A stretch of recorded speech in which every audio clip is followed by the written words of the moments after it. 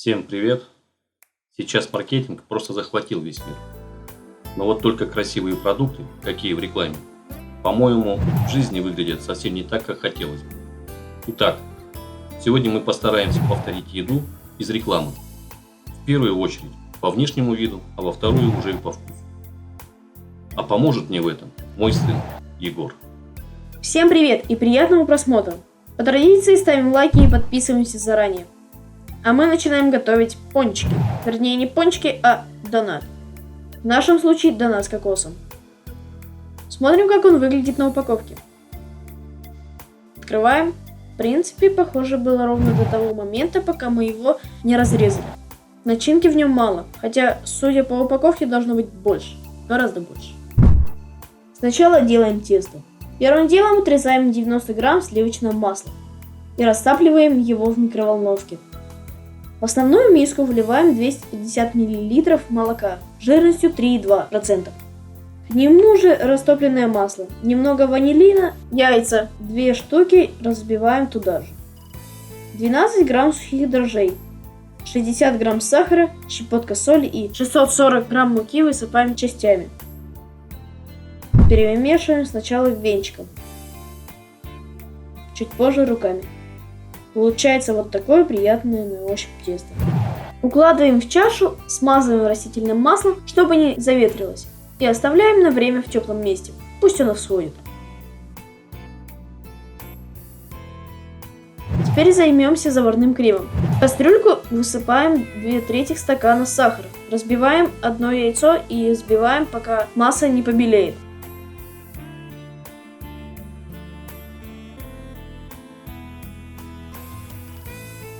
Вливаем немного молока, еще раз перемешиваем.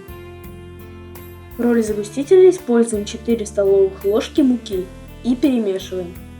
Выливаем 150 мл молока и все это отправляем на средний огонь. Постоянно помешиваем, ждем, пока масса не загустеет.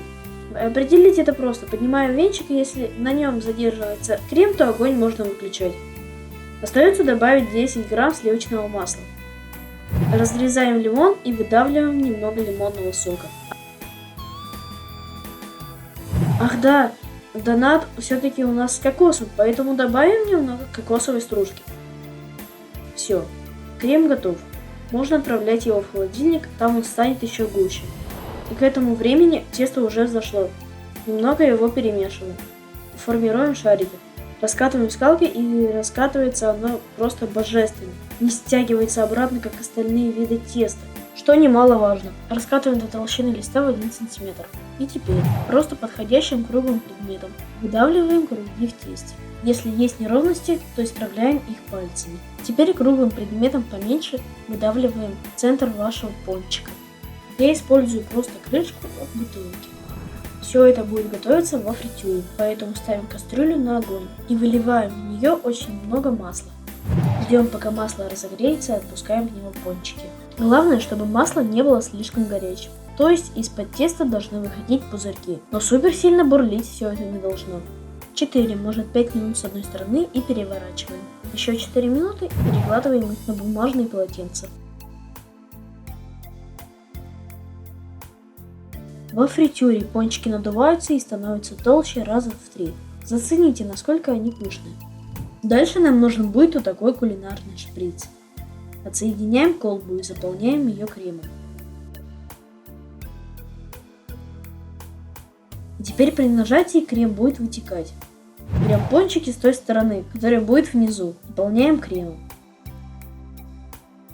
И сейчас донат стал в 3 раза тяжелее чисто из-за крема. Теперь глазурь. Берем пару плиток молочного шоколада и разделяем их на кубики. Сбрасываем часть шоколада в чашу и заливаем небольшим количеством сливок, которые заранее хорошо разогрели. Кстати, жирность должна быть не менее 30%. Перемешиваем. Шоколад начинает очень быстро таять. Со временем добавляем остатки шоколада и сливок. Теперь окунаем пончик. Если шоколад плохо налипает, то просто нужно разбавить его сливками. Вот теперь все четко. Пончики почти готовы. Осталось только сверху посыпать кокосовой стружкой.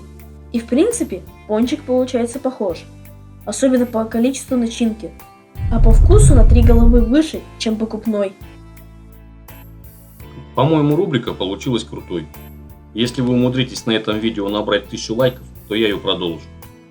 Пишите, какие продукты из рекламы можно еще проверить.